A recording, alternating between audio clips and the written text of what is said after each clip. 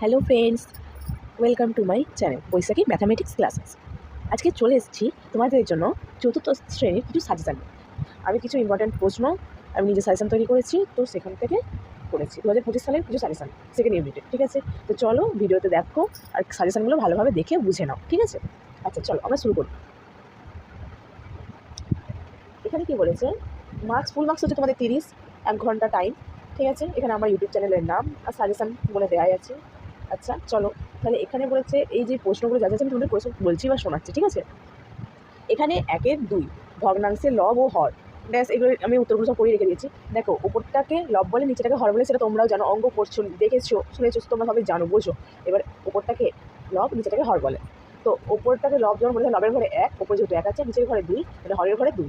ঠিক আছে, আচ্ছা পরের প্রশ্ন হচ্ছে 10 মিলিমিটার, 10 মিলিমিটার সমান 1 সেন্টিমিটার, 10 মিলিমিটার সমান 1 সেন্টিমিটার। ঠিক আছে, 1 মিটার সমান 100 সেন্টিমিটার, 1 মিটার সমান 100 সেন্টিমিটার, 1 কিলোগ্রাম সমান 1000 কিলোগ্রাম, 1000 গ্রাম, 1 কিলোগ্রাম সমান 1000 গ্রাম, 1 লিটার সমান 1000 মিলিলিটার, 1 লিটার সমান 1000 মিলিলিটার। 8 ও 6 এর দুইটি সাধারণ গুণিতক, 8 ও 6 দুটি সাধারণ গুণিতক দেখিয়েছি আমি কী কী করেছি। তো সাধারণ গুণিতক হিসাবে আমি এই দুটো করেছি, তোমরা এই দুটোই করতে পারো। ঠিক আছে, 3002.9.1 একক, 3000, মানে এখানে দেখতে হবে যে কোনটা ঠিকঠাকভাবে বলেছে। এখানে 2 বলেছে, এটা নয়, এখানে এটা 3000 বলেছে, 3000, 2 শতক বলেছে, এখানে 9 শতক আছে, তো এটা হবে না।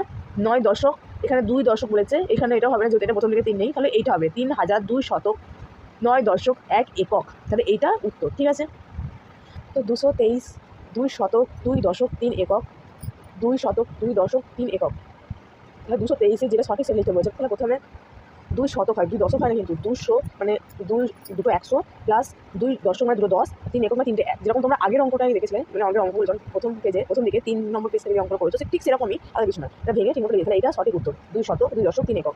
আচ্ছা, 4 মাস 18 দিন মানে কত দিন হয়? 4 মাস 18 দিন মানে তোমার 138 দিন। ঠিক আছে, 4 মাস 18 দিন মানে 138 দিন।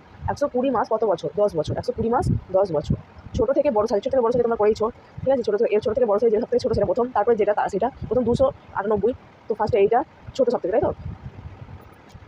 তারপরে 341, আচ্ছা তারপর হচ্ছে 752, তারপরে 801, তাহলে ছোটো থেকে বড় আমরা পেয়ে গেলাম। বড় থেকে ছোটো সাইজ, তারপরে এটা হয়েছে, এটা যেরকম ফার্স্টে যেটা বড় তারপরে করবে, তারপরে যেটা ছোটো সেটা শেষে করবে, মাঝে যেগুলো বড় থেকে ছোটো আছে সেগুলো করবে। বুঝতে পেরেছো?